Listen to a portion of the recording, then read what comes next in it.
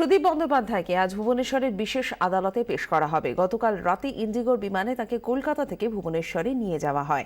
রাত 12:30 নাগাদ বিমান ভুবনেশ্বরের মাটি ছোঁয়ে তারপর বিমানবন্দর থেকে তাকে সোজা সিবিআই অফিসে নিয়ে যাওয়া হয়। রাখা হয় সিবিআই লকআপে। সিবিআই দফতরে ঢোকার মুখে সাংবাদিকদের প্রশ্নের জবাবে সুদীপ বন্দ্যোপাধ্যায় বলেন, তিনি লোকসভার সরব ছিলেন, নোটবন্দি আন্দোলনের নেতৃত্ব দিয়েছেন। এই গ্রেফতারি তারই প্রতিফলন। বিজেপি তৃণমূলকে নিশ্চিহ্ন করতে চাইছে বলে অভিযোগ করেছেন সুদীপ।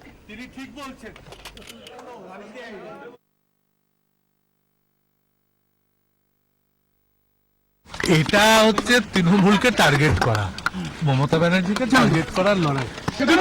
যেভাবে আপনাকে অ্যারেস্ট করা হলো, এটা কি রাজনৈতিক প্রতিহিংসা?